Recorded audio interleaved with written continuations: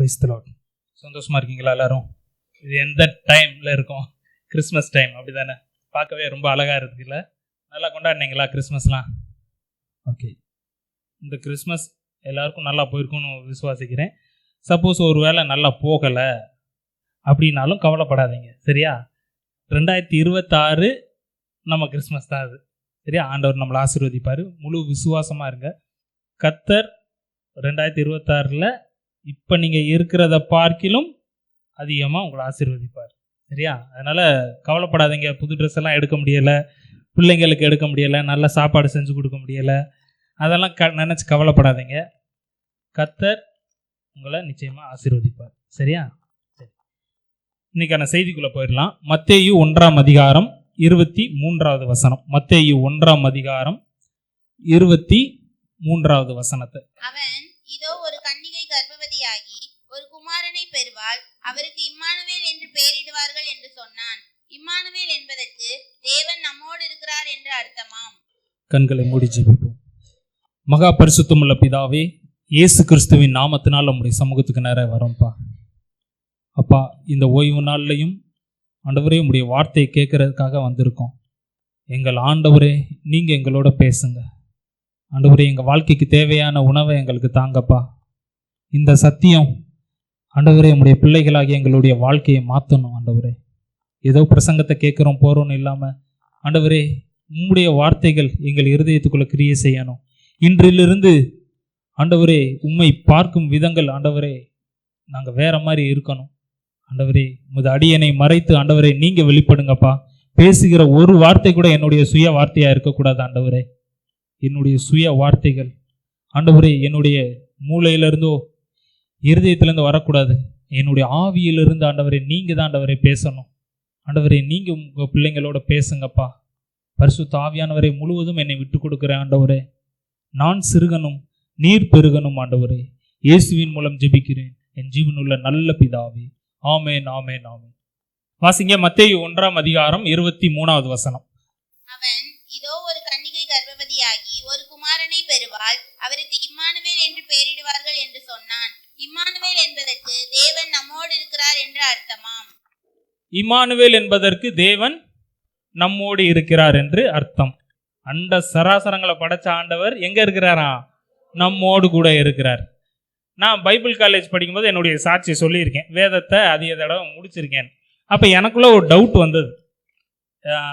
இயேசு பிறப்பதற்கு கிட்டத்தட்ட 600 வருடங்களுக்கு முன்னாடியே இந்த தீர்க்க தரிசனம் சொல்லப்பட்டிருக்கு. எடுத்து வாசிங்க, ஏசாயா 7:14. ஆதலால் ஆண்டவர் தாமே உங்களுக்கு ஒரு அடையாளத்தை கொடுப்பார். உங்களுக்கு ஒரு அடையாளத்தை கொடுப்பார். இதோ ஒரு கன்னிகை கர்ப்பவதியாகி ஒரு குமாரனை பெறுவாள், அவருக்கு இம்மானுவேல் என்று பெயரிடுவாள். அவருக்கு என்ன பேர் வைக்கணுமா? இம்மானுவேல்னு பேர் வைக்கணுமா? ஆனா இயேசு பிறந்தோடனே என்ன பேர் வச்சாங்க? இம்மானுவேல்னு வச்சாங்களா, இயேசுன்னு வச்சாங்களா? எனக்காவது யோசித்து பார்த்தீங்களா? அதை எனக்கு இந்த டவுட் வந்துச்சு. என்னடா, பழைய ஏற்பாட்டில் ஒரு கன்னிகை கர்ப்பவதி ஆவாங்க, அவங்களுக்கு ஒரு குழந்தை ஆம்பளை பிள்ளை பிறக்கும், அந்த ஆம்பளை பிள்ளைக்கு என்ன பேர் வைக்கணுமா? இம்மானுவேல்னு பேர் வைக்கணும்னு சொன்னாங்களே. ஆனால் புதிய ஏற்பாட்டில் மத்தேயு 1:21 நினைக்கிறேன், வாசிங்க. மத்தேயு ஒரு குமாரனை பெறுவாள், அவருக்கு இயேசு என்று பெயரிடுவாயாக. தேவதூதன் வந்து என்ன சொல்றாங்க? காபிரியல், இயேசுன்னு பேர் வைக்கணுமா? இப்போ இதில் எதுங்க சரி? இம்மானுவேல்னு வச்சிருக்கணுமா, இயேசுன்னு வச்சது சரியா? ரெண்டும் சரிதான். ஆனாலும் உங்களுக்கு என்னைக்காவது டவுட் வந்திருக்க? அந்த டவுட்டு வந்ததே கிடையாது. எனக்கு வந்தது. என்னடா, பழைய ஏற்பாட்டில் இம்மானுவேல்னு பேர் வைக்கணும்னு சொல்லியிருக்காங்க, இங்கே வந்து இயேசுன்னு பேர் வச்சுருக்காங்களே அப்படின்னு. அப்போ ஒரு எளிமையான விளக்கத்தை சொல்கிறேன்னே உங்களுக்கு புரியும். இப்போ நான் ஒரு பேர் சொல்கிறேன், டக்குன்னு நீங்கள் அது யாருன்னு சொல்லணும், சரியா? நான் ஒரு பேர் சொல்கிறேன், நீங்கள் யாருன்னு சொல்லணும். மகாத்மா. மகாத்மானோடனே எல்லாரும் என்ன சொல்கிறீங்க? காந்தின்னு சொல்கிறீங்க. சரி, இப்போ நான் இன்னொரு பேர் சொல்கிறேன், அது யாருன்னு சொல்லுங்கள். மோகன்தாஸ் கரம்சந்த் காந்தி. இது யாரு? இதுவும் அவர் தான். மகாத்மான்னு சொன்னோடனே நீங்கள் என்ன சொன்னீங்க? காந்தின்னு சொன்னீங்க. மோகன்தாஸ் கரம்சந்த் காந்தின்னு சொன்னோடனே என்ன சொல்கிறீங்க? அவரும் காந்தி தான். ரெண்டும் ஒரே நபர் தான். ஆனால் அவருக்கு வைக்கப்பட்ட பேர் என்னது? அவர் பிறந்தோடனே வச்ச பேர் என்னதுன்னா மோகன்தாஸ் கரம்சந்த் காந்தி. மகாத்மான்னு சொன்னோடனே ஏன் அவருக்கு உங்களுக்கு ஞாபகத்துக்கு வராரு? தேசத்துக்காக அகிம்சை வழியில் போராடினால நம்மளாம் அவருக்கு என்ன வச்சோம்? அந்த பேரை வச்சோம், மகாத்மா அப்படின்னு. இப்போ உங்களுக்கு புரியறதுக்காக இதை ஒரு கதை மாதிரி யோசித்து வச்சுக்கோங்க. ஒரு கற்பனை தான். இப்போ காந்தி தாத்தா பிறக்க போறாரு. பிறக்கிறதுக்கு முன்னாடியே சில வருடங்களுக்கு முன்னாடியே ஒரு தீர்க்க தரிசனம் வருதுன்னு வைங்க. இப்படி ஒருத்தவர் பிறப்பார். இந்தியாவுக்கே விடுதலை வாங்கி கொடுக்கறதுக்கு ஒருத்தர் வருவார். அவருக்கு மகாத்மான்னு பேர் வைக்கணும் அப்படின்னு ஒரு தீர்க்க தரிசனம் இருக்கு. ஆனால் அவர் பிறக்கிறதுக்கு முன்னாடி ஒரு தேவதூதன் சொல்றாரு, இங்கே பாருங்கம்மா, உங்களுக்கு தான் ஒரு பையன் பிறக்க போறாரு. அவர் தான் என்ன செய்ய போறாரு, தேசத்துக்கு விடுதலை வாங்கி தர போறாரு. அவருக்கு என்ன வைக்கணும், மோகன்தாஸ் கரம்சந்த் காந்தி அப்படின்னு பேர் வைக்கணும் அப்படின்னு சொல்றாங்க. இப்போ ரெண்டுமே கரெக்டா இல்லையா? புரியுதா என்ன சொல்ல வரேன்னு? இயேசு என்றது அவருடைய பெயர். அந்த இம்மானுவேல் அப்படின்றது அவருடைய டைட்டில். என்னன்னா காரண பெயர் அப்படின்னு சொல்லுவோம். அவர் என்ன செய்ய போறார், அவர் யாருன்றதை காமிக்கிறது தான் என்னது, இம்மானுவேல். எப்படி மகாத்மா அப்படின்னோடனே இவர் தான் அப்படின்றோம். இம்மானுவேல்னா என்ன அர்த்தம்னு பார்த்தோம், தேவன் நம்மோடு இருக்கிறார். அப்ப இயேசுக்கு எப்படி இம்மானுவேல்ன்றத பேர் பொருந்தும்னா, காணக்கூடாத இறைவன். பழைய ஏற்பாட்டில் தேவனை எப்படியெல்லாம் அவங்க பார்த்துருப்பாங்க, மேகஸ்தம்பத்தில் வழி நடத்திட்டு போனாரு, அக்கினி ஸ்தம்பத்தில் வழி நடத்திட்டு போனாரு, ஆசரிப்பு கூடாரத்துக்குள்ள எதில் இருந்தார், அந்த கேருபீன்கள் மத்தியில் அந்த உடன்படிக்கை பெட்டியில் இருந்தார். அப்புறம் வேற எதில் பார்த்தாங்க தேவனை, வேற எதில் பார்த்துருக்காங்க மக்கள், தேவாலயத்தில் வச்சு பார்த்துருப்பேன். தேவாலயத்தில் ஆசரிப்பு கூடாரத்துக்கு அப்புறம் சாலமோன் ஒரு தேவாலயத்தை கட்டுறாரு. அந்த தேவாலயத்துக்குள்ளே உடன்படிக்கை பெட்டி இருக்கு, அங்கே பார்த்துருப்பாங்க. தேவன் மனிதர்கள் மத்தியில் வாசம் செஞ்சாலும் நெருக்கமாலாம் வாசம் செய்யலை. அவர் அவ்வளோ சீக்கிரம் மகா பரிசுத்த ஸ்தலத்துக்குள்ளே போக முடியுமா? போகவே முடியாது. வருஷத்துக்கு ஒரு தடவை, அதுவும் பிரதான ஆசாரியன் மட்டும்தான் போக முடியும். அப்படி மனிதர்களோடு இருந்தாலும் அவர் நெருக்கமாகலாம் கிடையாது. ஆனால் அப்படி காணக்கூடாத இறைவன் ஒரு மனித உருவை எடுத்து என்ன பண்ணாரு, மாம்சமாயி, தேவனுடைய வார்த்தையாக இருந்தவர் மாம்சமாயி நம்ம மத்தியில் என்ன பண்ணாரு, மனிதர்களோட மனிதராக இருந்தார். அதுதான் அவர் யாருன்றது காமிச்சது. தேவன் நம்மோடு, அதை தான் என்ன சொல்கிறோம், இம்மானுவேல். இம்மானுவேல் என்பதற்கு தேவன் நம்மோடு இருக்கிறார் அப்படின்னு அர்த்தமா. அப்போ இப்போ ஆண்டவர் எங்கே இருக்கிறாரு, தேவன் எங்கே இருக்கிறாரு, நமக்குள்ளே இருக்கிறார். எப்பயுமே இந்த வசனத்தை பார்க்கும் போதெல்லாம் மறந்துடவே கூடாது. இந்த முன்னாடி ஒட்டியிருக்காங்க பாருங்க, தேவனுடைய ஆலயம் பரிசுத்தமாக இருக்கிறதே, நீங்களே அந்த ஆலயம். தேவன் எங்கே இருக்கிறாரு அப்படின்னோடனே இந்த சர்ச்சில் தாங்க இருக்கிறாருன்னு சொல்லிடக்கூடாது.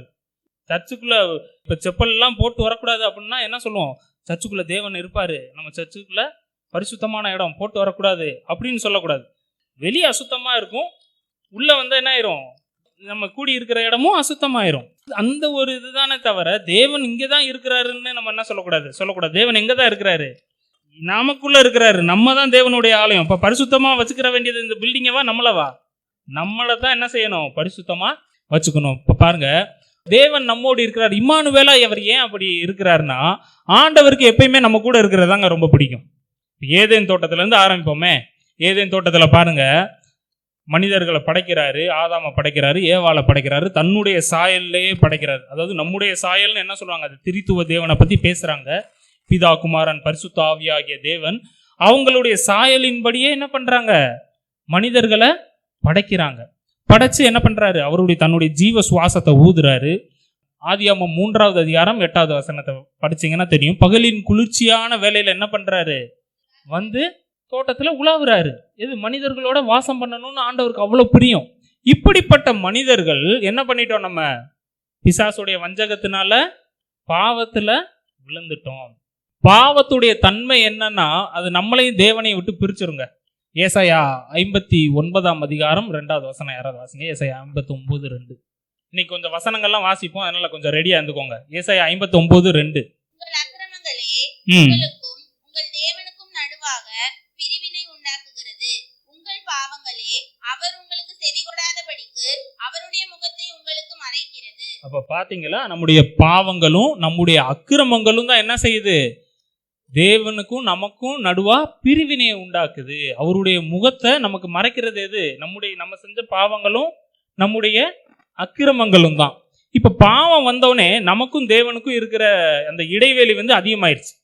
புரியுதா? ஆண்டவருடைய விருப்பமெல்லாம் நம்ம அவரோடயே இருக்கணும் அப்படின்றது தான், அவர் நம்ம கூட இருக்கணும்னு தான் ஆண்டவர் விரும்புறாரு. ஆனா பாவம் எப்போ நம்ம செய்ய ஆரம்பிச்சோமோ, இது ஆதாம் ஏவாளோட மட்டும் இல்லை, அடுத்தடுத்த தலைமுறைக்கு என்ன வந்துருச்சு, பாவம் அப்படியே வந்துக்கிட்டே இருந்துச்சு. அடுத்து காயின் என்ன பண்ணுறாரு, ஆபேலை கொலை பண்ணுறாரு.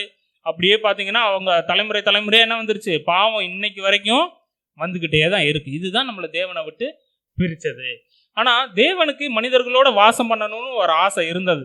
அதனால ஆண்டவர் என்ன பண்றாரு, இதன் ஃபர்ஸ்ட் இந்த பாவத்தின் விளைவை என்ன பண்ணாரு, தேவ சமூகத்தை விட்டு நம்ம பிரிஞ்சுட்டோம். ஆதியாகமம் 3ஆம் அதிகாரம் 23, 24 வீட்டில் போய் வாசித்து பாருங்க. அது நிமித்தம் என்ன பண்றாரு ஆண்டவர், தோட்டத்தை விட்டு மனிதனை ஆசாசையா படைச்ச மனிதனை என்ன பண்ணிடுறாரு, வெளியே அனுப்பிடுறாரு. ஆனாலும் அவருக்கு ஒரு விருப்பம், நம்ம மனிதர்களோட வாசம் பண்ணணுமே அப்படின்னு. அதான் இந்த யாத்ராகமம் 25:8 வாசிங்க. யாத்ராகமம் 25:8. வாசம் பண்ண எனக்கு ஒரு பரிசுத்த ஸ்தலத்தை உண்டாக்குவார்களாக. இப்ப பாருங்க, ஆண்டவர் என்ன சொல்றாரு, மனிதர்கள் நம்மளை விட்டு பிரிஞ்சாலும் அவங்க நடுவே நான் வாசம் பண்ணணும், அதுக்காக நீ என்ன பண்ணணும், ஒரு பரிசுத்த ஸ்தலத்தை நீ உண்டாக்கணும் அப்படின்னு மோசேக்கு சொல்றாங்க.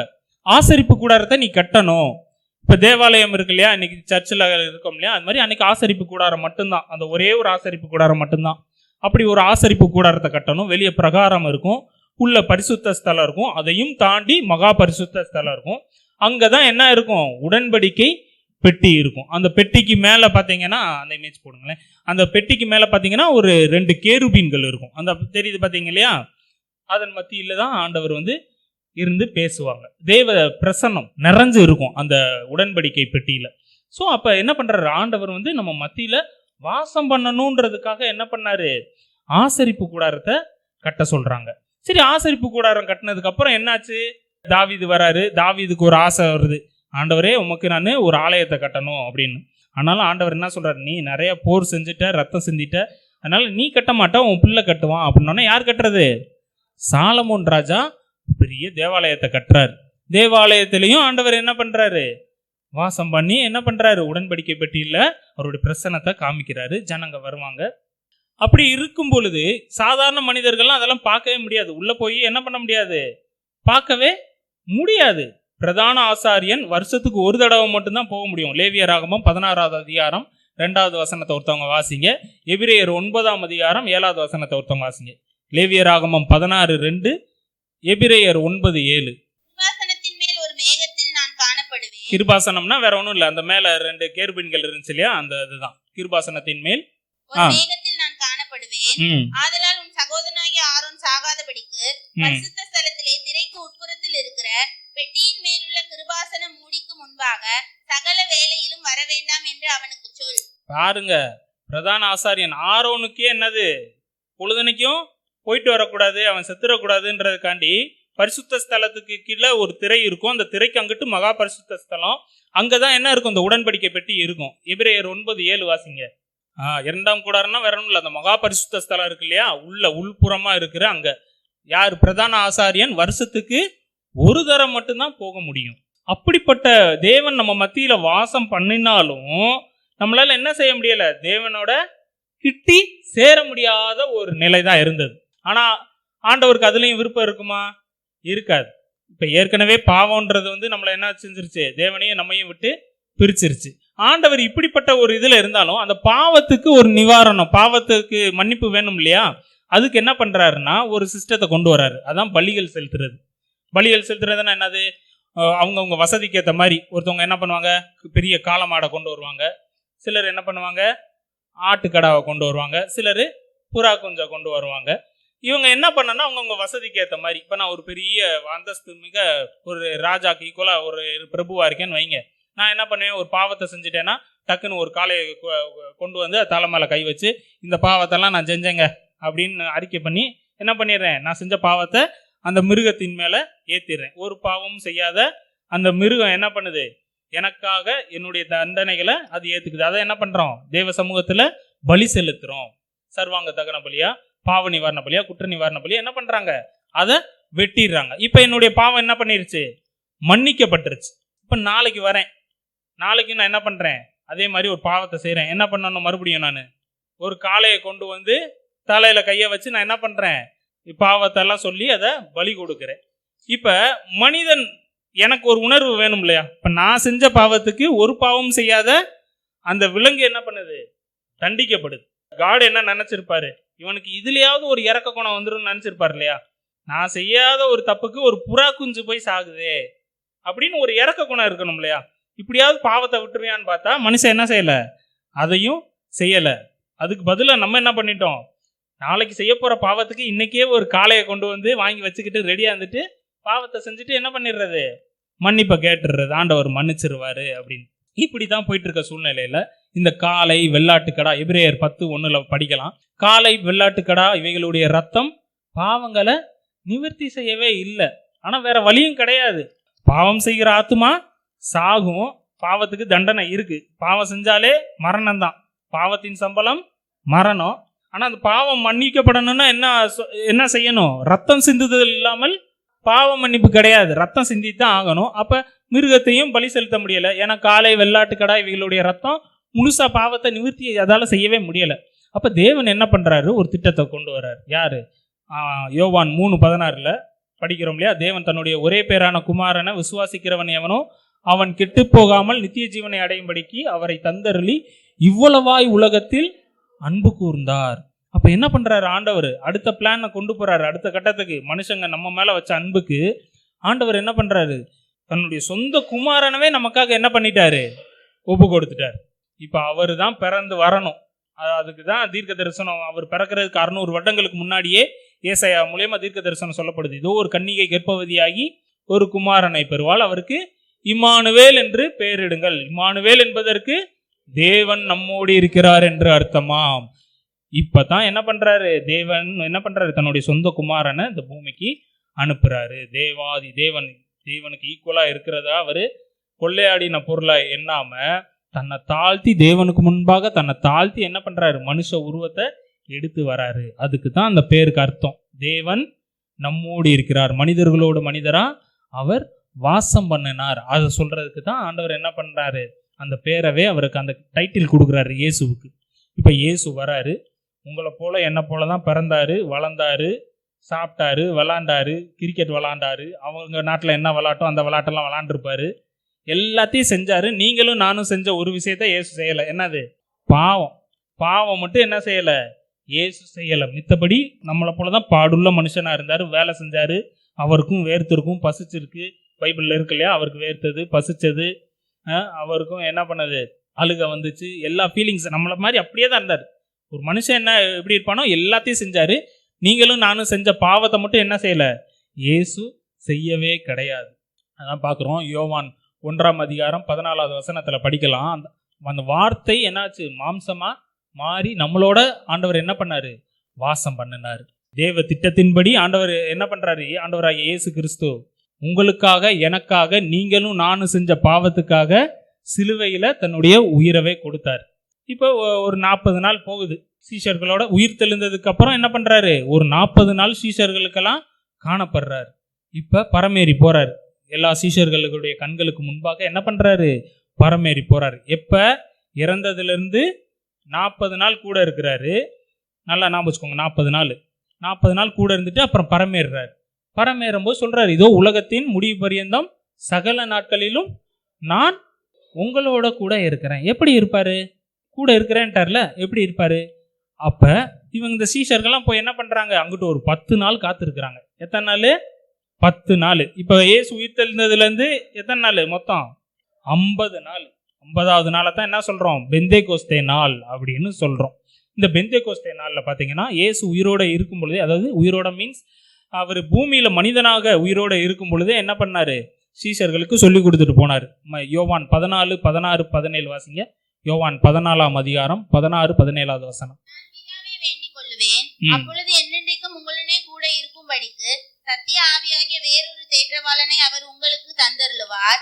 உலகம் அந்த சத்திய ஆவியானவரை காணாமலும் அறியாமலும் இருக்கிறபடியால் அவரை பெற்றுக்கொள்ள மாட்டாது. அவர் உங்களுடனே வாசம் பண்ணி உங்களுக்குள்ளே இருப்பதால் நீங்கள் அவரை அறிவீர்கள். பாருங்க, பரிசுத்த ஆவியானவரை பத்தி பேசுறாங்க. அவர் உங்களோட வாசம் பண்ணி எங்க இருப்பாராம், உங்களுக்குள்ளே இருப்பாராம். இப்ப ஆவியானவர் எங்க இருக்கிறாரு, நமக்குள்ள இருக்கிறாரு. அந்த விசுவாசம் இருக்கா உங்களுக்கு? இருக்கா? அந்த அத்தாரிட்டி இருக்கா? அந்த அந்த தைரியம் இருக்கா உங்களுக்கு? இருக்கா?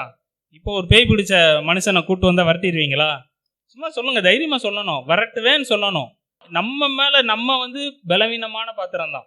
நான் சாட்சியெல்லாம் சொல்றேன் உங்களுக்கு, கர்த்தருக்கு சித்தமா இருந்தா பிரசங்கத்துல ஆண்டவர் வெளிப்படுத்தினா நான் சொல்றேன், சரியா? நம்ம பலவீனமான பாத்திரர்கள் தான், தவறு செய்யாதவங்கலாம் கிடையாது. இப்ப ரட்சிக்கப்பட்டதுல இருந்து நீங்க பாவமே செஞ்சது கிடையாதா? நான் செஞ்சிருக்கேன். எல்லாருமே செஞ்சிருக்கோம். அப்படிதான், யார் இந்த பூர்ண மனிதன் யாருமே என்ன இல்லை கிடையாது. ஆனாலும் ஆண்டவர் என்ன செய்யறாரு, நம்மளை மன்னித்து தன்னுடைய ரத்தத்துல கழுவி நம்மளை பரிசுத்தவான்களா மாத்தி நம்மளை தேவனுடைய ஆலயமா மாத்தி எங்க இருக்கிறாரு, நமக்குள்ள வாசம் பண்ணுகிறாரு. இப்ப நான் தெரிஞ்சோ தெரியாமலோ ஒரு பாவத்தை செய்யறேன்னா ஆண்டவர் என்ன பண்ணுவாரு, பாவத்தை செஞ்சுட்டியா நான் உடனே கிளம்புறேன் அப்படின்ட்டு பெட்டி படிக்கலாம் எடுத்துட்டு என்ன பண்ண மாட்டார், உள்ள இருந்து போயிடலாம் மாட்டார். நமக்காக என்ன பண்ணுவார், வேண்டுதல் செய்வார். பிதா கிட்ட வேண்டுதல் செய்வார், ஆண்டவரே மன்னிச்சிருங்க இவனை அப்படின்னு என்ன பண்ணுவார், வாக்கு கடங்காத பெருமூச்சுகளோடு நமக்காக வேண்டுதல் செஞ்சுக்கிட்டு தான் இருப்பாரே தவிர ஒரு நாள் அவர் என்ன பண்ண மாட்டார், உங்களை கைவிடவே மாட்டார். இந்த அன்பை நினைச்சாலே நம்ம என்ன செஞ்சிருவோம், பாவத்தை விட்டுருவோம், செய்யலாம் மாட்டோம். சரியா? இப்ப இயேசு உயிர் தெழுந்ததுலேருந்து 40 நாள் கூட இருந்தாரு, பரமேறிட்டாரு. அங்கிட்டு ஒரு 10 நாள் காத்திருக்கிறாங்க. இப்பதான் அப்போஸ்தலர் 2வது அதிகாரம் வருது. அப்போஸ்தலர் 2 முதல் 4 வசனங்களை வாசிங்க. அப்ப பாருங்க, பரிசுத்த ஆவியானவர் அப்பதான் ஊற்றப்படுறாரு. பழைய ஏற்பாட்டில் அது வரைக்கும் எப்படி பரிசுத்த ஆவியானவர் வந்து இறங்குவார்னா கொஞ்ச நேரம் வருவார். வரும்போது அந்த சாதாரணமாக இருக்கிற மனிதன் என்ன, அது சூப்பர் ஹியூமனாக மாறிடுவார், சூப்பர்மேன் மாதிரி. உதாரணத்துக்கு யாரை சொல்லலாம், சிம்சோன் மேலே ஆண்டவர் இறங்கும்போது அந்த நேரத்தில் மிகப்பெரிய பலசாலியாக இருப்பார், ரொம்ப சூப்பர்மேன் மாதிரி இருப்பார், சூப்பர் ஹீரோஸ் மாதிரி. அப்படிப்பட்ட மனிதன் அப்போ ஆண்டவர் என்ன பண்ணுவார், வருவார் போவார், அந்த மாதிரி தான் இருக்கு. ஆனால் மனிதர்களோட ஆண்டவர் என்ன பண்ணிட்டாரு, இப்போ நிரந்தரமாக என்றென்றைக்கும் நமக்குள்ள தங்கிட்டார். அதுதான் அந்த அப்போஸ்தலர் 2வது அதிகாரம் 1-4 வரைக்கும் பார்க்கலாம். பரிசுத்த ஆவியானவர் ஊற்றப்படுறாரு. இதுக்குரிய தீர்க்க தரிசனமும் யோவேல் புத்தகத்திலேயே நம்ம என்ன பண்ண முடியும், பார்க்க முடியும். யோவேல் மாம்சமான யாவர் மேலும் என் ஆவியை ஊற்றுவேன்னு ஆண்டவர் ஏற்கனவே சொல்லி வச்சிட்டார். அந்த உடைய தீர்க்க தரிசனத்தின் நிறைவு தான் இன்னைக்கு நம்ம வந்து என்ன பண்ணிட்டு இருக்கோம், அதை அனுபவிச்சுக்கிட்டே இருக்கோம். சரி, இப்போ ஆவியானவர் நமக்குள்ள இருக்கிறார், தேவன் நமக்குள்ள இருக்கிறார், இயேசு கிறிஸ்து நமக்குள்ள இருக்கிறார். நம்ம எப்படிப்பட்டவர்களா இருப்போம் அப்படின்றதுக்கு சொல்றதுக்காக ஒரு 2 உதாரணங்கள் அல்லது 3 உதாரணங்களை மட்டும் பார்ப்போமே. இப்போ பார்த்தீங்கன்னா பழைய ஏற்பாட்டில் ஒரு சம்பவம் இருக்கு, இந்த உடன்படிக்கை பெட்டி சம்பந்தமான ஒரு சம்பவம். என்ன பண்ணிட்டாங்க, இஸ்ரவேல் மக்கள்கிட்ட இருந்து அந்த உடன்படிக்கை பெட்டியை காமிச்சிருங்களேன் சிஸ்டர். அந்த உடன்படிக்கை பெட்டி தெரியுமில்ல உங்களுக்கு, இப்படி தான் இருக்கும் உடன்படிக்கை பெட்டி. இதில் தான் தேவன் இருந்து பேசுவாங்க. உள்ள வந்து ஆரோனுடைய துளிர்த்தோல் இருக்கும், மண்ணா இருக்கும், தேவன் கொடுத்த 10 கட்டளைகள் உள்ள இருக்கும். அப்ப இது உடன்படிக்கை பற்றி என்ன பண்ணிட்டாங்கன்னா பெலிஸ்தியர்கள் வந்து கொண்டு போயிட்டாங்க. இதை பத்தி என்னன்னே தெரியாம என்ன பண்ணிட்டாங்க, கொண்டு போயிட்டாங்க. ஆனா அங்க சில பிரச்சனைகள்லாம் ஏற்பட்டு மறுபடியும் என்ன பண்ணிட்டாங்க, இதை வந்து நீங்க 1 சாமுவேல் 4வது 5வது 6வது அதிகாரத்துல எல்லாம் வீட்டுல போய் படிச்சு பாருங்க. இப்ப நம்ம வாசிக்க போறது வந்து 2 சாமுவேல் 6ஆம் அதிகாரம் 1-லேருந்து அந்த 12 வசனங்களை மட்டும் வாசிங்களேன், உங்களுக்கு அந்த பின்னணி தெரிகிறதுக்காக. 2 சாமுவேல் 6ஆம் அதிகாரம் 1-லேருந்து 12 வரைக்கும். தேவனுடைய பெட்டியை ஒரு புது ரதம், நல்லா கவனிச்சுக்கோங்க, புது ரதம்னா என்னது, இப்போ அவர் வந்து மாட்டு வண்டியில் கொண்டு வந்தார். அந்த மாடுக்கு பின்னாடி இருக்கும் இல்லையா, அதை வந்து ஒரு ரதமாக செஞ்சு புது ரதத்தை ரெடி பண்ணி கொண்டு வர்றாரு. கதை வடிவில் நான் சொல்கிறேன்னு. இப்போ என்ன பண்ணுறாரு, தாவீது வந்து பெட்டி வந்துருச்சு, உள்ளே வந்துருச்சு.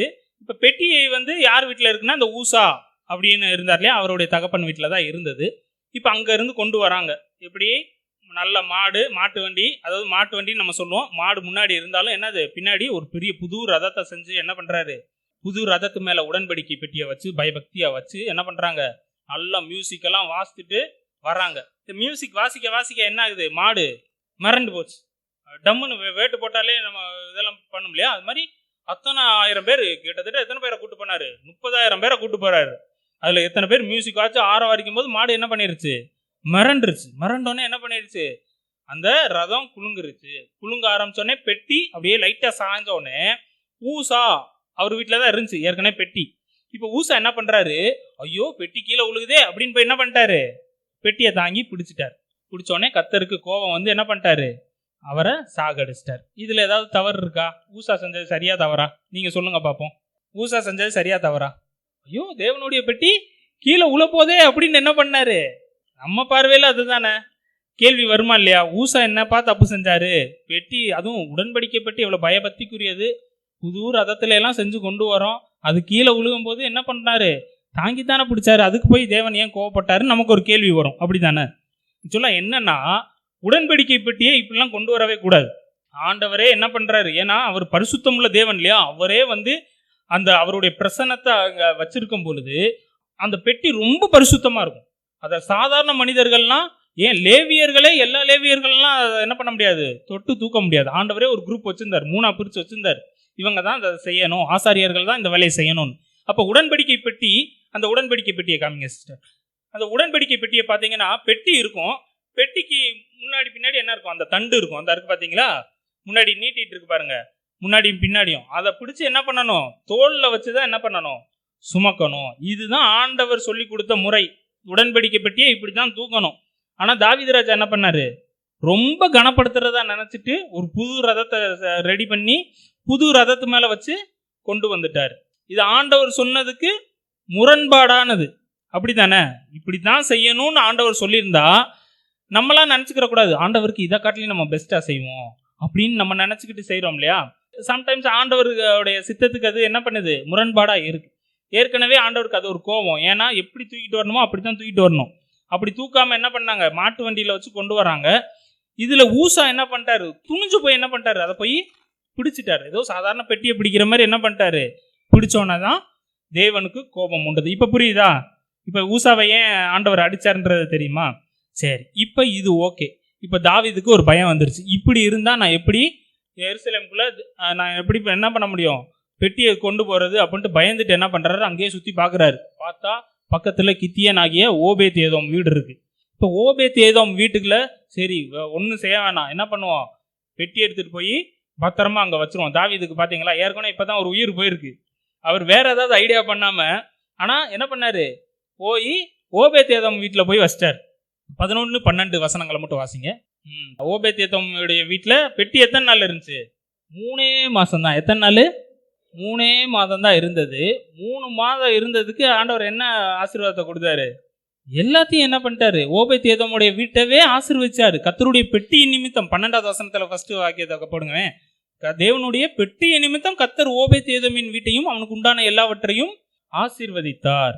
ஏன் அவனை ஆசீர்வதிச்சாருன்னா, அந்த பெட்டி மேலே என்ன இருந்தது, தேவ பிரசன்னம் இருந்தது. வெறும் தேவ பிரசன்னம் நிறைஞ்சு இருந்த அந்த பெட்டியை 3 மாதம் வச்சிருந்த ஓபேத் ஏதோமுடைய எல்லாமே ஆசீர்வதிக்கப்பட்டதுன்னா, நீங்களும் நான் யாரை சுமக்கிறோம், தேவனவே சுமக்கிறோம்னா நமக்கு அந்த ஆசீர்வாதம் இருக்குமா இருக்காதா? இந்த வெளிப்பாடு நமக்கு வேணும். பிசாசு இதைத்தான் மறைச்சு வைப்பான். நம்ம யாருன்றதை தான் கண்களை குருடாக்கி வச்சிருவோம். ஐயோ நம்ம ரொம்ப ஏழை, பரம ஏழை, நமக்கு ஒன்றுமே கிடையாது. இருக்கலாம், பரம ஏழையாக இருந்தாலும் ஆண்டவர் என்ன பண்ணுவார், ஏற்ற காலத்தில் உயர்த்துவார். அந்த விசுவாசம் வேணும். உலகம் நம்மளை எப்படி பார்க்குதோ இல்லையோ, நம்மளை குறித்து நம்ம என்ன பண்ணணும், உயர்வாக தான் பார்க்கணும். நான் தேவனுடைய பிள்ளை, தேவன் எனக்குள்ள வாசம் பண்ணுறாரு. ஆவிக்குரிய மண்டலத்தில் நம்ம பெரிய ஒரு இம்பேக்ட் ஏற்படுத்துகிற ஒரு பெண், ஒரு ஆண் அப்படின்ற ஒரு எண்ணம் நமக்குள்ள என்ன வரணும், இருக்கணும். என்னை பார்த்து பிசாசு நடுங்குவான், நான் சொன்னால் வியாதி குணம் ஆகும் அப்படின்றது நமக்கு தெரியணும். சீசர்களுக்கு அதான சொன்னார். இப்போ பைபிள் அது வசனம் இருப்பிடம் எனக்கு சரியாக தெரியலை, உங்களுக்கு தெரிஞ்சால் கூட எடுங்க. ஆண்டவர் சொல்லுவார், அவர்கள் 12 பேரை தெரிந்து கொண்டு அவர்கள் தம்முடனே இருக்கவும் பிரசங்கம் பண்ணவும் வியாதிகளை சுஸ்தமாக்கவும் பிசாசுகளை துரத்தவும் அவர்களுக்கு அதிகாரம் கொடுத்தார் அப்படின்னு வசனம் இருக்கு. அப்போ என்னன்னு பார்த்தீங்கன்னா, அவர் இயேசு கூட நம்ம இருக்கணும், பிரசங்கம் பண்ணணும், வியாதிகளை சுஸ்தமாக்கணும், பிசாசுகளை துரத்தணும். இது எல்லாத்துக்குரிய அதிகாரமும் யாருக்கிட்ட இருக்கு, நம்ம கிட்ட தான் இருக்கு. இப்போ இயேசு சொல்றாரு ஒரு இடத்துல, வானத்திலும் பூமியிலும் சகல அதிகாரமும் எனக்கு கொடுக்கப்பட்டு இருக்குன்றாரு. இப்போ அந்த இயேசு எங்க இருக்கிறாரு, நமக்குள்ள தானே இருக்கிறாரு. அப்போ அந்த அதிகாரம் யாருக்கிட்ட இருக்கு, நம்ம கிட்ட தான் இருக்கு. நம்ம சொன்னா என்ன செய்யணும், வியாதி சுகமாகணும். நம்ம சொன்னா பேய் ஓடணும். அந்த அதிகாரம் எங்க இருக்கு, நமக்குள்ளதான் இருக்கும். அதை ஒரே நாள்ல நீங்க டக்குன்னு அப்படி கொண்டு வர முடியாட்டியும் பிராக்டிஸ் பண்ணிக்கிட்டே இருக்கணும். நீங்க அடிக்கடி யோசிக்கணும், தேவன் எனக்குள்ள இருக்கிறாரு, நான் சொன்னா அந்த வார்த்தைக்கு வல்லமை இருக்கு, என் வாயிலிருந்து வர வார்த்தைக்கு வல்லமை இருக்கு, தேவன் எனக்குள்ள இருக்கிறனால என்னுடைய வார்த்தைகள் அது தேவனுடைய வார்த்தைகளா வெளிப்படும் அப்படின்ற எண்ணம் ஃபர்ஸ்ட் என்ன இருக்கணும். 3 மாசம் ஒரு பெட்டி, தேவனுடைய பிரசன்னம் இருக்கிற அந்த தேவனுடைய பெட்டி ஓபேத் ஏதோமுடைய வீட்டில் இருந்ததுக்கே வெறும் 90 நாளில் அவருக்கு பலன் கிடைச்சதுன்னா, இன்னைக்கு உங்களுக்குள்ளேயும் எனக்குள்ளேயும் யார் இருக்குது, தேவன் இருந்தாருன்னா நமக்கு அந்த பலன் இருக்குமா இருக்காதா, நம்மளை ஆசீர்வதிப்பாரா மாட்டாரா? 3 மாசத்துல ஓபேத் ஏதோமுடைய வீட்டில் இருந்த வியாதியெல்லாம் போச்சு. ஓபேத் ஏதோம் வாங்கி வச்சிருந்த கோடிக்கணக்கான கடன் எல்லாம் என்ன பண்ணிருச்சு, போயிடுச்சு. எல்லாம் கடன் எல்லாம் தீந்துருச்சு. அதுக்கு பதிலாக அவரு ராஜாவே கேள்விப்படுறாரு. அந்த அளவுக்கு அவரு செல்வசீமானா மாறி இருந்திருக்கணும். அந்த அளவுக்கு ஆண்டவர் என்ன பண்ணார், வெறும் 90 நாள். நீங்களும் டைம் டேபிள் வேணா போட்டு பாருங்களேன். 90 நாள் நான் என்ன பண்ணுவேன், தேவனோட இருக்கிற அந்த கான்சியஸில் இருப்பேன், தேவன் எனக்குள்ளே இருக்கிறாருன்றதை இருப்பேன், அதை விசுவாசிப்பேன். 90 நாளில் என்னுடைய பிரச்சனைகள்லாம் மாறும். சும்மா 90 நாள் நான் உங்களை என்கரேஜ் பண்ணுறக்காண்டி சொல்கிறேன். இமீடியட்டாக நடக்கும் அது. ஆனாலும் நீங்கள் ஒரு 90 நாள் தேவனோட, அப்போ 90 நாள் நீங்கள் என்ன பண்ணுவீங்க? தேவனோட நெருங்கி இருக்க முடியும். அதுக்காக சொல்ல வரேன். ட்ரை பண்ணி பாருங்களேன், கண்டிப்பாக நடக்கும். இன்னொரு உதாரணத்தை பார்ப்போம். யாத்திராகமம் 3வது அதிகாரம் 1-4 வரைக்கும் இருக்கிற வசனங்கள். யாத்திராகமம் 3ஆம் அதிகாரம் 1-4. அப்போ பாருங்க, மீதியான் தேசத்து ஆசாரியா இருந்த எத்திரோவின் ஆடுகளை வந்து என்ன பண்ணுறாரு? தன்னுடைய மாமனார் தான் அவருடைய மக சிப்பிரோலா தான் இவர் கட்டியிருந்திருப்பார் மோசே. மாமனாருடைய ஆடுகள்லாம் என்ன பண்ணிட்டு இருக்காரு? வனாந்தரத்துக்கு பின்னாடி ஓட்டிக்கிட்டு இருக்காரு. அப்படி பார்த்தா தூரத்தில் பார்த்தா ஓரே பர்வதத்தில் ஒரு நெருப்பு எரிஞ்சுக்கிட்டு இருக்கு. என்னடா நெருப்பு எரியுது அப்படின்னு கிட்ட போய் பார்த்தா ஒரு முள் செடி என்ன பண்ணிக்கிட்டு இருக்கு? எரிஞ்சுக்கிட்டு இருக்கு. இவர் ரொம்ப நேரமாக பார்த்துக்கிட்டே இருக்கிறாரு. முள் செடி எரிஞ்சா என்ன செய்யும்? உடனே என்ன பண்ணிடும்? இப்போ உங்களுக்கு புரியுற மாதிரி சொல்கிறேன். ஏன்னா இப்போ பெரும்பாலும் நீங்கள் ஒரு முள்ளு செடியை எரிய விட்டு பார்த்துருக்க மாட்டீங்க. ஒரு பேப்பர் இருக்குது, பேப்பரை பொறுத்தினோன்னே என்ன ஆகும்? டக்குன்னு என்ன ஆயிரும்? அப்படியே இதாயிரும், காணாமல் போயிடும், அது பஸ்பமாயிரும். அப்போ முள்ளு செடியை எரிக்கிறதுப்பையும் பார்த்தீங்கன்னா கொஞ்சம் நேரம் எரியும், ஒரு 2 நிமிஷத்தில் என்ன ஆயிரும்? ஒன்று கரியிரும், இல்லை இது ஏதோ ஒன்று நடந்துடும். அது அப்படியே காஞ்ச செடி தான் நல்லா எரியும். காயாமல் இருந்துச்சுன்னா புகையாக தான் வந்துட்டு இருக்கும். காஞ்ச செடியாக இருந்தால் டக்குன்னு என்ன பண்ணிடும்? எரிஞ்சிடும். இவர் பார்க்குறாரு, ஆடு மேய்ச்சிக்கிட்டே இருந்தவர் தூரத்தில் பார்க்குறாரு, எரிஞ்சுக்கிட்டே இருக்குது. கிட்ட போய் போக போக அது எப்படி சில நிமிடங்கள் ஆயிருக்கும் இல்லையா? அப்பயும் பார்த்தா செடி ஃப்ரெஷ்ஷாக இருக்குது. அப்போ என்னடா இது, ஒரு அற்புதமாக இருக்கே. அந்த அற்புத காட்சியை பார்க்க தான் என்ன பண்ணுறாரு? மோசே கிட்ட போய் பார்த்தா செடி எரியவே இல்லை. அப்போ தான் உள்ளேருந்து ஆண்டவர் வந்து என்ன பண்ணுறாரு? பேசுகிறாரு. நீ நிற்கிற இடம் பரிசுத்த பூமி, உன் காலில் இருக்கிற பாதரட்சையை கலட்டி போடு அப்படின்றாரு. இப்போ இந்த முள் செடியை எடுத்துக்கோங்களேன். முள்ளு செடின்னா நமக்கு என்ன ஞாபகம் வருது? இப்போ நம்ம ஊரில் என்ன இருக்கும்? அது என்ன பேர் சொல்லுவாங்க? சீமை கருவேலமா? கரெக்டாக சொல்கிறேன்னா சீமை கருவேல மரம், அதான் அந்த முள்ளு செடி சொல்லுவாங்க. அது இருக்கிற இடங்களை பார்த்துருக்கீங்களா? ரொம்ப ட்ரையாக தான் இருக்கும். அது இருக்கிற இடத்த ரொம்ப ட்ரையாக இருக்கும். ஏன்னா அது என்ன பண்ணால் எல்லா தண்ணியுமே அது வாங்கிக்கிறோம். அது நம்ம நாட்டுக்குரியது இல்லை, வெளிநாடுகள் வளரக்கூடியது. ஆனாலும் நம்ம நாட்டில் இருக்குது. அது என்ன பண்ணுன்னா தண்ணி, நிலத்தடி தண்ணியெல்லாம் அதுவே உறிஞ்சு வச்சுக்கிறோம், மற்ற செடிகளுக்கு போக விடாது. அது மாதிரி காற்றுப்பதம், காற்றுல வந்து ஈரப்பதம் இருக்கும் இல்லையா? அதை என்ன பண்ணும்னா அதோடைய இலைகள்லாம் என்ன பண்ணிடும்? அதை எல்லாத்தையும் இது எடுத்துக்கிறோம். அதனால தான் அந்த சீமை கருவேல மரம் ரொம்ப எங்கே இருக்கோ அங்கே பார்த்தீங்கன்னா அந்த வெப்பக்காற்று வீசுகிற மாதிரியே நமக்கு ஒரு ஃபீல் இருக்கும். ஏன்னா ஈரப்பதத்தெல்லாம் அது என்ன பண்ணிக்கிறோம்? எடுத்துக்கிறோம். நல்ல மிருகங்கள், பறவைகள்லாம் அதில் வந்து வாசம் பண்ண முடியாது. அதுக்கு மேலே பாம்பு அந்த மாதிரி வேணால் இருக்கும். எங்கள் வீட்டுக்கு முன்னாடி, எங்கள் வீட்டுக்கு பக்கத்து வீட்டை தாண்டி ஒரு வீடு தள்ளி இருந்தது, பெருசாக இருந்தது, நிறைய மரங்கள் இருந்தது. ரோட்டில் நான் பைக் ஓட்டவே முடியாது. ரோட்டில் பாதியை வந்து மறைச்சிட்டே இருந்துச்சு, எப்படா வெட்டுவாங்கன்னு இருந்தது. அது இருக்க தண்டிக்கு என்னன்னா வீட்டுக்கிட்டையெல்லாம் பாம்பு வர்றதை பார்த்துருக்கேன் நான். குட்டி குட்டி பாம்புக, தவளைக இதெல்லாம் வர்றதை பார்த்துருக்கேன். அதை எப்போ வெட்டி விட்டாங்களோ அப்போ இருந்து என்னது அந்த பாம்பு தவளைகள்லாம் வர்றதை காணாம். அப்போ என்னன்னா நம்மளும் அந்த முள்செடி மாதிரி தான் சம்டைம்ஸ் இருக்கும். அப்படி தானே? யாருக்குமே பிரயோஜனம் இல்லாமல், நமக்கு நம்மளே பிரயோஜனம் இல்லாமல், குடும்பத்துக்கும் பிரயோஜனம் இல்லாமல், பாவம் நிறைஞ்ச வாழ்க்கை. எப்படி பாம்பு பள்ளி இதுக தான் அங்கே வந்து இருக்குது. அப்போ அதே போல் தான் நம்மளுடைய லைஃப் எப்படி இருந்திருக்கு பல சமயங்கள். அப்படி தானே? அந்த முள்ளுச்செடி மாதிரி தான் நம்முடைய லைஃப்பும் இருந்திருக்கு. ஆனால் மோசே காலத்தில் பாருங்க, அது அந்த மாதிரி இருந்த ஒரு முள்ளுச்செடியில் தேவன் வந்து இறங்கினார். அங்கே கர்த்தருடைய தூதனானவர் அப்படின்னு போட்டிருக்கு இல்லையா? பைபிளில் எப்பயுமே கர்த்தருடைய தூதன் அப்படின்னு போட்டிருக்கிறது வேற, தூதனானவர் அப்படின்னு போட்டிருக்கிறது வேற. இப்போ வேத வல்லுநர்கள் என்ன சொல்றாங்கன்னா, எங்கெல்லாம் தேவ தூதனானவர் அப்படின்னு போட்டிருக்காங்களோ அதெல்லாம் ஜீசஸை குறிக்கிறதுன்னு தான் சொல்றாங்க. ஜீசஸ் தான் தூதன். தமிழ்ல வந்து அப்படி இருக்கு. இங்கிலீஷ்ல பாத்தீங்கன்னா இந்த ஏஞ்சல் ஆஃப் காட்னு கேபிட்டல் ஏ போட்டிருக்கும், ஏஞ்சல் ஆஃப் காட் அப்படின்னு. அதெல்லாம் எங்கன்னா ஜீசஸ் தான் சொல்றாங்கன்னு வேத வல்லுநர்கள் சொல்றாங்க. அப்ப ஆண்டவர் எப்ப அந்த முள்செடியில வந்து இறங்கினாரோ, நம்ம எப்படி பொதுவா என்ன பண்ணோம்? ஒரு முள்ளுச்செடியில நெருப்பு புத்தி வச்சா அது பஸ்பமாயிரும், நம்ம சொன்ன மாதிரி பஸ்பமாயிரும். ஆனா தேவனுடைய அக்கினி நமக்குள்ள வந்து இறங்கும் போது நம்ம பஸ்பமெல்லாம் என்ன செய்ய மாட்டோம்? ஆக மாட்டோம். நமக்குள்ள இருக்க வேண்டாத காரியங்கள் வேணா போகுமே தவிர, நம்மள ஆண்டவர் என்ன பண்ணுவாரு? மோசே என்ன பண்ணாரு? அந்த அற்புத காட்சியை போய் பார்ப்பேன்னு சொல்லிட்டு வந்தார். நமக்குள்ள தேவன் எப்ப வராரோ புறஜாதி மக்கள் நம்மளை அப்படித்தான் பார்ப்பாங்க. ஆண்டவர் அறியாத மக்களும் பார்ப்பாங்க, உங்களுடைய சொந்தங்களும் அப்படித்தான் பார்ப்போம். இந்த அற்புத காட்சியை நான் பார்ப்பேன். இவன் அழிஞ்சிருவான்ல நினைச்சோம், இவன் இப்படி உயிரோட இருக்கான். அவங்களுக்கு தெரியாது நமக்குள்ள யார் இருக்குது? தேவன் இருந்து நம்மளை வாழ வைக்கிறார். அந்த அற்புத காட்சி. ரெண்டாவது, நம்மளை பரிசுத்தமா மாத்துவார். அவர் நமக்குள்ள வந்துட்டார்னா எப்படி? ஆண்டவர்கிட்ட மோசே கிட்ட சொன்னார், நீ நிக்கிற இடம் பரிசுத்த பூமி, பாதரட்சைகளை கலட்டி போடுன்னு சொல்றாரு. தேவன் நமக்குள்ள வரும் பொழுது நமக்குள்ளேயும் ஆண்டவர் என்ன பண்ணுவாரு? அந்த பரிசுத்த எண்ணங்களை ஆண்டவர் கொடுப்பாரு. இது வரைக்கும் நம்ம பாவத்துல வாழலாம், ஆனா ஆண்டவர் நமக்குள்ள வரும்பொழுது என்ன பண்ணுவோம், நம்மளும் பரிசுத்தமா மாற ஆரம்பிச்சிருவோம். இதுக்கு தான் நமக்கு ஆண்டவர் நமக்கு தேவை. இதைத்தான் ஆண்டவர் விரும்புறாரு. ஏதேன் தோட்டத்துல இதைத்தான் ஆண்டவர் விரும்பினாரு. அதை நம்மளால சரியா கடைபிடிக்க முடியலன்னு தான் இயேசு கிறிஸ்துவ பூமிக்கு அனுப்புனாரு. தேவன் நம்மோடு இருக்கிறாருன்னு அவருக்கு ஒரு நாமத்தையும் கொடுத்தாரு. இன்னொரு உதாரணத்தை பார்க்கணும்னா, இந்த சீஷர்கள் அப்போஸ்தலர்கள்லாம் இருக்காங்க இல்லையா, இயேசு இருக்கிற வரைக்கும், இயேசு இருக்கும்போதே அவங்க பயந்துட்டு தான் இருந்தாங்க.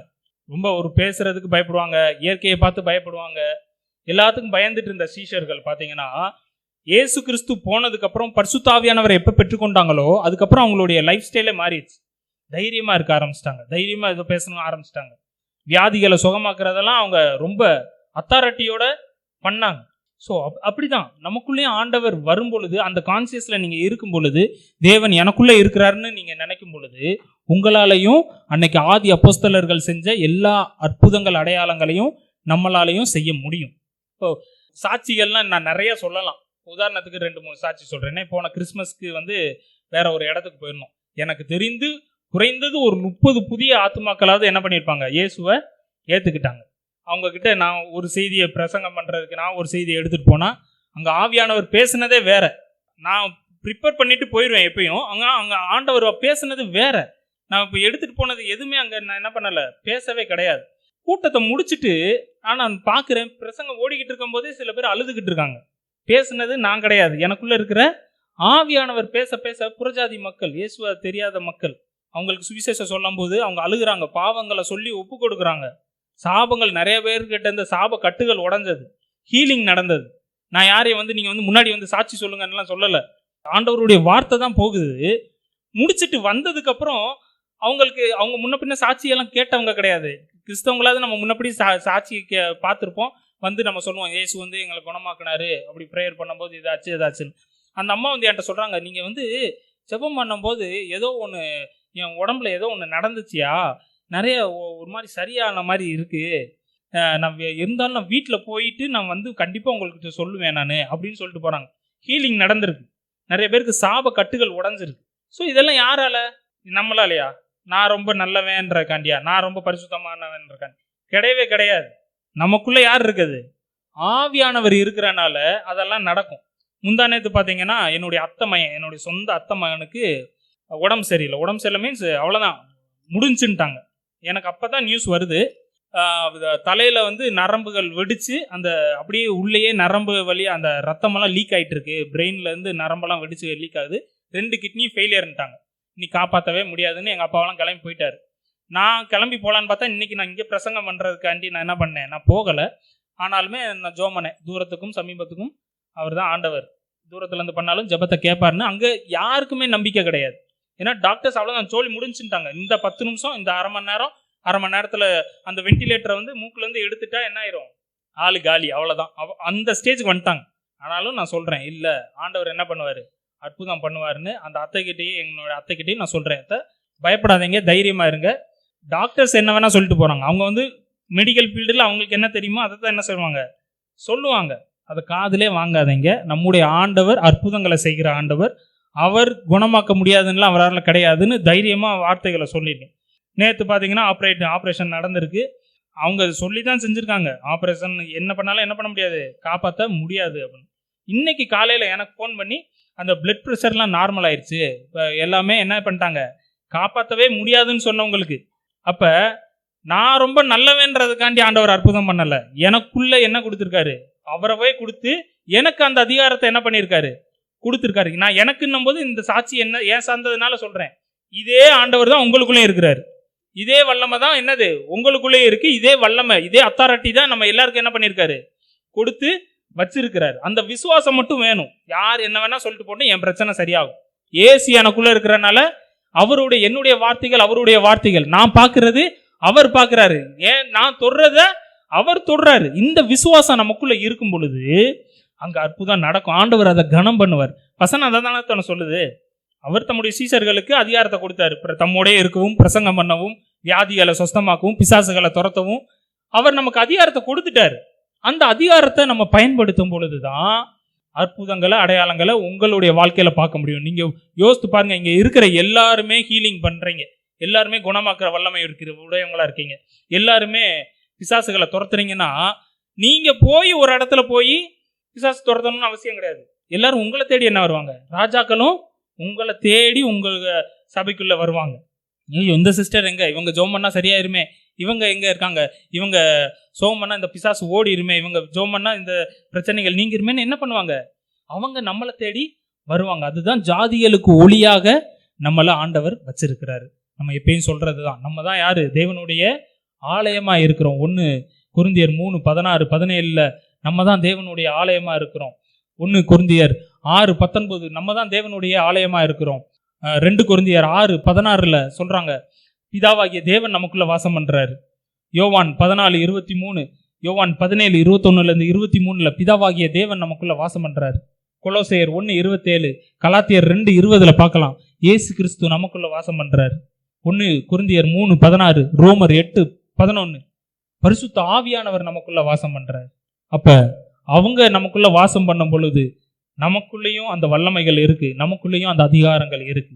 இன்னைக்கு கேட்ட வசனத்தின்படி தேவனாகிய கர்த்தர் தம்முடைய சொந்த குமாரன் அந்த பூமிக்கு கொடுக்கும்போது ஒரு வாக்கு பண்ணாரு. அவருக்கு இம்மானுவேல்னு பேர் இடுங்க. ஏன்னா இம்மானுவேல்ன்றதுக்கு தேவன் நம்மோடு இருக்கிறார்னு அர்த்தம். அந்த வார்த்தையை இன்னைக்கு வரைக்கும் ஆண்டவர் காப்பாத்திட்டு வர்றாரு.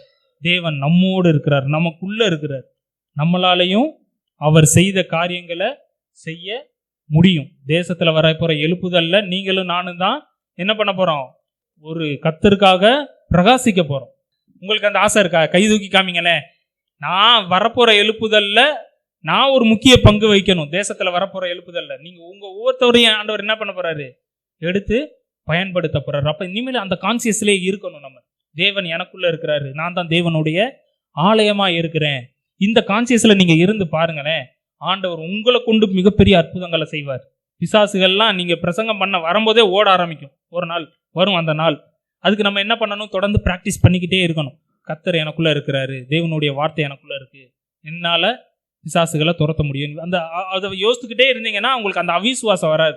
நான் அதை ப்ராக்டிஸ் பண்ணிகிட்டே இருக்க போய் தான் இப்போ எல்லாம் எந்த ஒரு நெகட்டிவான காரியங்கள் வந்தாலுமே இல்லை, தேவனால். அது முக்கியமாக வியாதியை குறித்து வரவங்கக்கிட்ட ஏன்னா இப்போ இன்னொரு சிஸ்டர் வந்தாங்க, என்கிட்ட கேட்டாங்க, எனக்கு இந்த மாதிரி ஒரு வேலை வேணும், இந்த வேலைக்கு அப்ளை பண்ணியிருக்கேன், எனக்கு கிடைக்கணும்னு ஜோம் பண்ணுங்க அப்படின்னாங்க.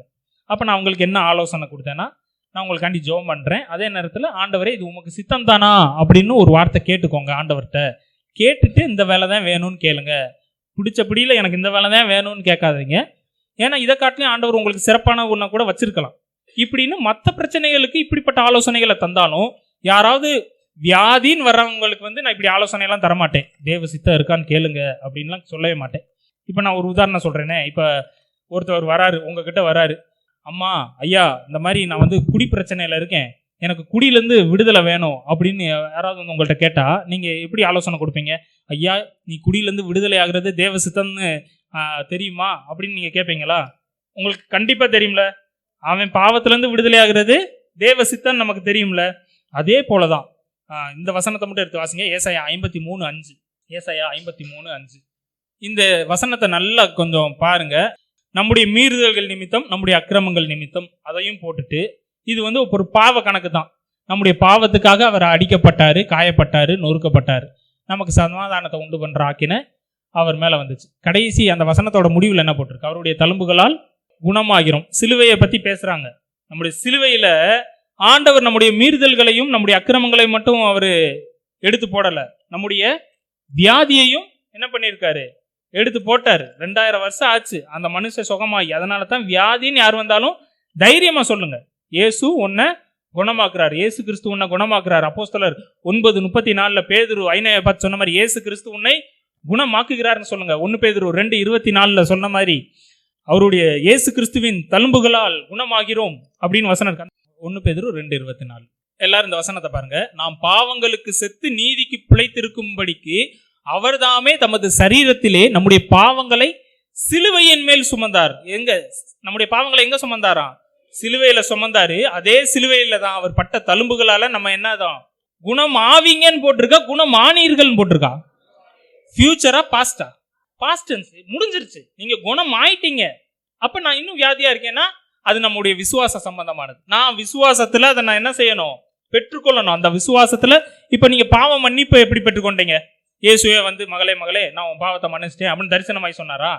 விசுவாசிட்டீங்கல்ல, என் பாவம் மன்னிக்கப்பட்டுருச்சு, நான் பரிசுத்தவான்னு விசுவாசிக்கிறீங்களா? அதே போலதான் நான் வியாதியஸ்தன் கிடையாதுன்றத நம்ம என்ன செய்யணும்?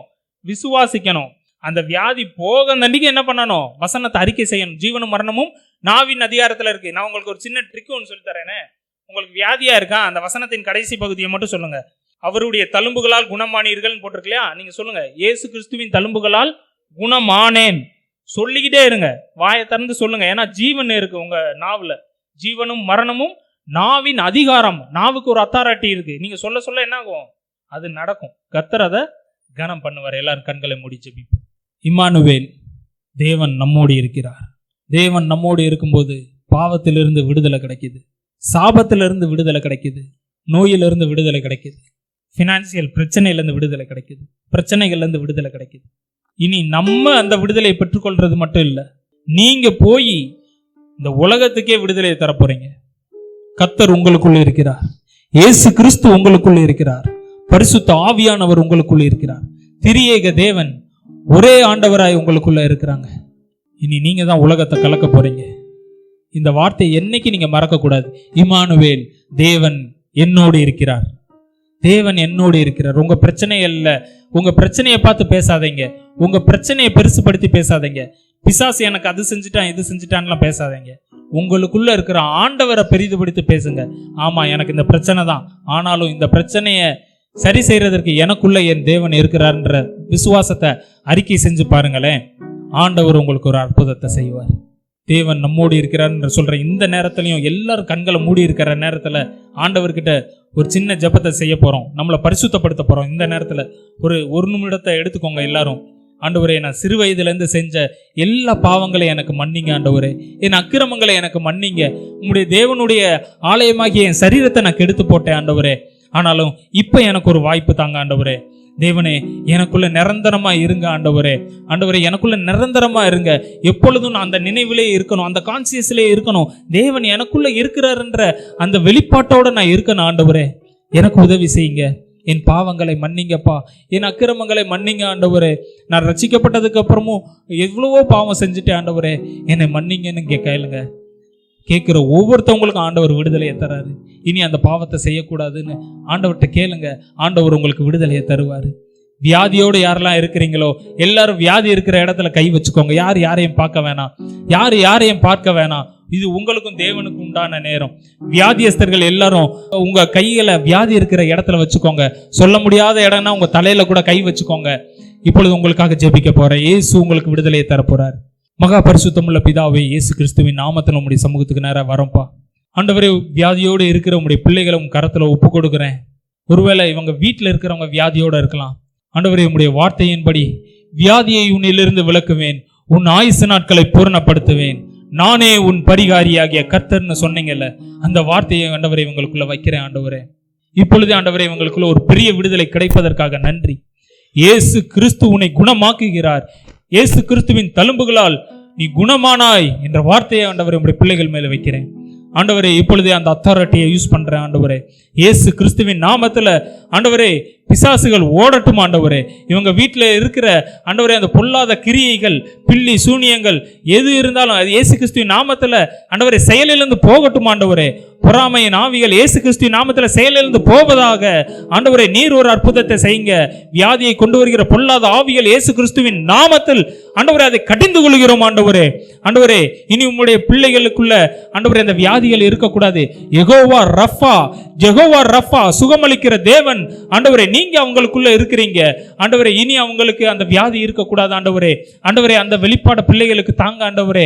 இனி அந்த வெளிப்பாட்டுடன் உங்களுடைய பிள்ளைகளும் சுகமாகணும். இவங்க போய் மற்ற ஆயிரக்கணக்கான ஜனங்களை, லட்சக்கணக்கான ஜனங்களை குணப்படுத்துகிறவர்களா இருக்கணும் ஆண்டவரே. ஆண்டவரே, வரப்போற எழுப்புதல்ல இவங்க மிகப்பெரிய எழுப்புதலை கொண்டு வர ஆண்டவரே மிகப்பெரிய பங்கு வகிக்க ஆண்டவரே, சபைகள் வளர்ச்சிக்கு ஆண்டவரே மிகப்பெரிய ஆதரவா இருக்க ஆண்டவரே உதவி செய்யுங்கப்பா. உங்களுடைய ஊழியக்காரனா ஆண்டவரே நான் இவங்களை ஆசீர்வதிக்கிறேன். உங்களுடைய ஊழியக்காரனாகிய நான் இவங்களை ஆசீர்வதிக்கிறேன் ஆண்டவரே. நீர் ஆண்டவரே இவங்களை பலப்படுத்துங்க. அந்த அத்தாரிட்டியை யூஸ் பண்றோம். பலப்படுத்துங்க, ஆசீர்வதிங்க ஆண்டவரே. இவங்களை எல்லாரும் கரத்துல ஒப்பு கொடுக்கிறோம். ஆசீர்வதிங்கப்பா. இயேசுவின் மூலம் ஜெபிக்கிறோம் எங்கள் ஜீவனுள்ள நல்ல பிதாவே. ஆமென், ஆமென், ஆமென். நன்றி தகப்பனே. அப்பா மட்டுமாய் ஆண்டவரே நாங்கள் ஆராதனை வேலையிலும் ஆண்டவரே செய்து வெள்ளியும் ஆண்டவரே நீ எங்களோடு இடைப்பட்ட தயவுக்காக உமக்கு சோத்திரம் தகப்பனே. ஏசப்பா நாங்கள் கேட்ட ஒவ்வொரு வார்த்தையும் ஆண்டவரே அப்படியே நான் ஆண்டவரே சோத்திரம் விசுவாசித்து கீழ்ப்படியக்கூடிய கிருபை ஆண்டவரே எங்களுக்கு தரும்படியாய் செபிக்கிறோம் ஆண்டவரே. பரிசுத்த ஆவியான தம்மை எங்களுக்குள்ளாய் வாசம் பண்ணுகிறபடியால் ஆண்டவரே சோத்திரம் ஆண்டவரே நீர் எங்களை நிச்சயமாய் ஆசீர்வதிப்பீர் என்ற விசுவாசத்தோடு நாங்கள் காணப்பட எங்களுக்கு நீங்க உதவி செய்யும்படியாய் செபிக்கிறோம் தகப்பனே. ஏசப்பா அதே போல ஆண்டவரே சோத்திரம் ஆண்டவரே எங்க கூட இருக்கிறதே ஆண்டவரே சோத்திரம் ஆண்டவரே முட்களாகி ஆண்டவரே முன்னாடி ஆண்டவரே நாங்கள் முட்களாய் காணப்பட்ட ஆண்டவரே அப்பா இப்பொழுது நீங்க தேவ ஆவியானவர் தம்மை எங்களுக்குள்ளாய் வாசம் பண்ணி ஆண்டவரே சோத்திரம் ஆண்டவரே அக்கினியா எங்களுக்குள்ளாய் இருக்கிறபடியால் ஆண்டவரே அதுக்காக உமக்கு சோத்திரம் தகப்பனே. இதை கண்டு அநேகர் ஆச்சரியப்படும் விதமாகவும் ஆண்டவரே சோத்திரம் ஆண்டவரே அப்பா அநேகரை நாங்கள் விடுதலையாக்கும்படியாகவும் ஆண்டவரே நீ எங்களுக்கு அதிகாரம் கொடுத்த தயவுக்காக உமக்கு சோத்திரம் தகப்பனே. ஆண்டவரே நீர் எங்களுக்குள்ளாய் இருந்து இன்னும் பரிசுத்தமா எங்களை மாற்றுகிறதுக்காக உமக்கு சோத்திரம் தகப்பனே. அப்பா சோத்திரம் ஆண்டவரே நாங்கள் இன்னும் பரிசுத்தத்தின் மேல பரிசுத்தம் அடைய நீதியின் மேல நீதி செய்ய எங்களுக்கு நீங்க உதவி செய்யும்படியாய் செபிக்கிற தகப்பனே.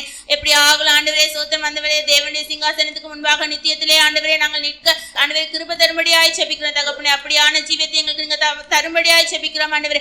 கபடற்றவர்களாய் குற்றம் இல்லாதவர்களாய் ஆண்டவரே கற்புள்ளவர்களாய் காணப்பட எங்களுக்கு நீங்க உதவி செய்யும்படியாய் செபிக்கிற தகப்பனே. எங்கள் சபையார் அனைவரையும் உடைய கருத்துக்களாய் ஒப்புக் கொடுக்கிற ஆவியானவர் தாமே எங்களுக்குள்ளாய் ஒவ்வொரு நாளும் இருந்து ஆண்டவரே சோத்திரம் ஆண்டவரே அதை கேட்ட விசுவாசத்துல நாங்கள் பழக நீங்க எங்களுக்கு கொடுத்த அதிகாரத்துல நாங்கள் பழக எங்களுக்கு உதவி செய்யும்படியாய் செபிக்கிற தகப்பனே. முற்றுமாவுடைய கருத்துக்களாய் ஒப்புக் கொடுக்கிற தகப்பனே. எப்படி ஆகலும் உம்மை போல மாற்றி முடிவர்களை எங்களை சேர்த்துக் கொள்ளும்படியாய் செபிக்கிறோம். இயேசு நாம் ஜெபிக்கிறோம் எங்கள் ஜீவனில் நல்ல பிதாவே. ஆமென். கர்த்தர் ஜெபத்தை கேட்ட தயவுக்காக தேவனை ஸ்தோத்தரிப்போம். ஸ்தோத்திரம் ஸ்தோத்திரம். பரிசுத்த இறக்கணரை இந்த ஆண்டவரே அருமையான மனமகிழ்ச்சி நாளுக்காய் நன்றி செலுத்துகிறோம். வருடத்தின் ஆண்டவரே இந்த கடைசி ஆண்டவரே ஞாயிற்றுக்கிழமைக்காக நன்றி செலுத்துகிறோம். இந்த நாளிலும் ஆண்டவரே இம்மானுவேல் தேவன் நம்மோடு கூட இருக்கிறார். இந்த வருடம் முழுவதும் இருந்தார், இனி வரக்கூடிய புதிய வருடத்திலே நம்மோடு கூட இருக்கிறார் என்கிற ஆண்டவரே இந்த நற்செய்தியை கர்த்தர் இந்த நாளிலே எங்களுக்கு பயனளித்த கிருபைக்காய் ஸ்தோத்திரம். ஆண்டவரே முற்காலங்களில் ஆண்டவரே தேவனுக்கும் மனிதனுக்கும் ஆண்டவரே தகப்பனே அப்பா அந்த நெருக்கமான உறவு இல்லை, ஐக்கியம் இல்லை. ஆண்டவரே ஏதேன் தோட்டத்தில் உலாவின தேவன், பிற்பாடு ஆண்டவரே ஆசரிப்பு கூடாரத்தில் காணப்பட்ட தேவன், பிற்பாடு ஆண்டவரே தேவனுடைய ஆலயத்தில் ஆண்டவரே மகிமையாய் தங்கின தேவன், ஆண்டவரே புதிய ஏற்பாட்டில் ஒரே பேரான குமாரனாகிய இயேசு கிறிஸ்துவை நீர் எங்களுக்கு தந்ததன் நிமித்தம் அதன் மூலமாக ஆண்டவரே எங்களோடு கூட நீர் ஐக்கியமானீர். அதற்காக உமக்கு நன்றி செலுத்துகிறோம் அப்பா. அப்படியாக ஆண்டவரே பரிசுத்த ஆவியினால் நிரப்பப்பட்ட ஒரு வாழ்க்கை ஆண்டவரே கர்த்தர் புதிய ஏற்பாட்டிலே ஆண்டவரே கர்த்தர் நீர் கொடுத்திருக்கிறீரப்பா. அதற்காக உமக்கு நன்றி செலுத்துகிறோம் ஆண்டவரே. பரிசுத்த ஆவியானவர் எங்களுக்கு கொடுக்கப்பட்டபடினால் அவர் வாழ்கிற ஆலயமாக எங்கள் சரீரம் காணப்படுகிறது. எங்களுக்குள்ளே தேவன் இருக்கிறார் என்கிற விசுவாசம் ஆண்டவரே எங்களுக்கு சகலவித ஆசீர்வாதங்களையும் கொண்டு வருகிறதற்காக உமக்கு நன்றி செலுத்துகிறோம் ஆண்டவரே. எங்களுடைய வார்த்தைகள் ஆண்டவரே தேவனுடைய வார்த்தைகளாக காணப்படுவதற்காக நன்றி செலுத்துகிறோம் ஆண்டவரே. ஆதி அப்போஸ்தலர் காலங்களில காணப்பட்ட தேவனுடைய வல்லமை அதிகாரங்கள் எல்லாம் இன்றும் ஆண்டவரே எங்களுக்குள்ள வெளிப்படுகிறதற்காக நன்றி செலுத்துகிறோம் ஆண்டவரே. பாமை ஸ்தோத்தரிக்கிற ராஜா. அப்படியாக ஆண்டவரே முச்செடியில ஆண்டவரே முச்செடி போல பயனில்லாத வாழ்க்கையாக வாழ்கிற நாங்கள் ஆண்டவரே தேவ அக்கினி அந்த முச்செடியில இறங்கும் பொழுது அது ஒரு சுத்திகரிக்கப்பட்டதாய் காணப்படுமே. அப்படியாக ஆண்டவரே யாருக்கும் பிரயோஜனமற்றவர்களாய் வாழ்கிற எங்களுடைய வாழ்க்கையில ஆண்டவரே உம்முடைய வல்லமை இறங்கி எங்களுடைய வாழ்க்கையை சுத்திகரித்து அதன் மூலமாக நாங்கள் உமக்கு பிரயோஜனமுள்ள பாத்திரங்களாக கர்த்தரை எங்களை மாற்றியதற்காக நன்றி செலுத்துகிறோம் ஆண்டவரே.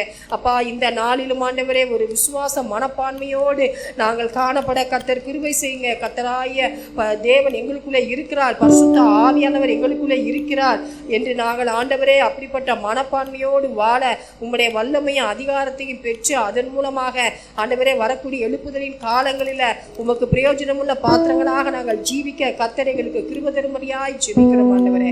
அப்பா தகப்பன் இந்த நாளில் ஆண்டவரே சோர்ந்து போய் ஆண்டவரே காணப்பட்ட எல்லா மக்களுடைய இருதயத்திலும் ஆண்டவரே அப்பா தகப்பனை கொழுந்து விட்டு எரியத்தக்கதாக விசுவாசம் உள்ள ஆண்டவரே தகப்பனே அப்பா நற்செய்தியை கர்த்தர் எங்களுக்கு கொடுத்த தயவுக்காய் ஸ்தோத்திரம். தேவ செய்தி எடுத்த மகனுக்காய் நன்றி செலுத்துகிறோம். கர்த்தர் அவரை ஆசீர்வதித்து வருங்கால தலைமுறையினருக்கு ஆண்டவரை மத்தியில் கர்த்தர் நீங்க பயன்படுத்த போற கிருபைக்காய் ஸ்தோத்திரம். எழுப்புதலின் காலங்களில வல்லமையாய் கர்த்தர் அவரை பயன்படுத்த போற தயவுக்காய் ஸ்தோத்திரம். உடைய கரங்கள்ல எங்கள் சபையார் ஒவ்வொருவரையும் தாழ்த்தி ஒப்பு கொடுக்கிறோம். ஒவ்வொருவரையும் பொறுப்படுத்திக் கொள்ளும் இயேசுவின் நாமத்தில் ஜெபம் கேளு ஜீவன்ல நல்ல பிதாவே ஆமென். கர்த்தர் ஜெபத்தை கேட்ட தயவுக்காக தேவனை ஸ்தோத்தரிப்போம். ஸ்தோத்திரம் ஸ்தோத்திரம் ஸ்தோத்திரம். என் ஆத்துமாவே கர்த்தரை ஸ்தோத்தரி, என் முழு உள்ளமே பரிசுத்த நாமத்தை ஸ்தோத்தரி. என் ஆத்துமாவே கர்த்தரை ஸ்தோத்தரி, அவர் செய்த சகல உபகாரங்களையும் மறவாதே. ஆமீன். நம்முடைய கர்த்தராகிய இயேசு கிறிஸ்துவுடைய கிருபையும் பிதாவாகிய தேவனுடைய அன்பும் பரிசுத்த ஆவியானவருடைய அந்யோன்ய ஐக்கியமும் சமாதானமும் சந்தோஷமும் இன்றும் என்றும் சதா காலங்களிலும் நம் அனைவரோடும் நம்முடைய குடும்பங்களோடும் சபையாரோடும் இருப்பதாக. ஆமீன். ஆம், நமக்கு ஒரு பாலகன் பிறந்தார். இயேசு என்று அழைக்கப்பட்டார். இம்மானுவேல் என்று கூறப்படுகிறவராய் இருக்கிறார். தேவன் நம்மோடு இருக்கிற அனுபவங்களை குறித்து தியானிக்கிறவர்களாக இருந்தோமே, அப்படியே கர்த்தர் நமக்குள்ளாக வாசம் பண்ணுகிற அனுபவத்தின் மூலமாக நாம் அவருடைய பரிசுத்த வாழ்க்கையை ஆசீர்வாதமாக பெற்றவர்களாக, அவருடைய தெய்வீக சுகத்தை ஆசீர்வாதமாக பெற்றுக்கொண்டவர்களாக, உடன்படிக்கையின் வல்லமையுள்ள அனுபவத்தை நம் வாழ்க்கையிலே ஆசீர்வாதமாக பெற்றுக்கொண்டவர்களாக, நம் முச்செடியிலே தேவாவியானவர் இருந்த அனுபவத்தை நம்முடைய வாழ்க்கையிலேயும் அனுபவமாக்கி கொண்டு தெய்வீக சுபாவங்களுக்கு பங்குள்ளவர்களாக காணப்படுகிறவர்களாக, மெய்யாகவே தேவனுடைய சமூகம் எங்களோடு இருக்கிறது என்பதை வெளிப்படுத்தி வாழ தேவன் தாமே உங்கள் ஒவ்வொருவரையும் ஆசீர்வைத்து, கர்த்தர் உங்களை ஒரு நாளும் விட்டு விலகவும் இல்லை, கைவிடவும் இல்லை, நாளுக்கு நாள் அவருடைய சாயலுக்கு ஒப்பாக மறுரூபப்படுத்துகிறார் என்கிற நிச்சயத்தோடு கர்த்தருக்குள் சந்தோஷமாக ஜீவிக்க தேவன் தாமே உங்கள் ஒவ்வொருவரையும் ஆசீர்வைத்து பலப்படுத்தி மேன்மைப்படுத்துவாராக. ஆமீன்.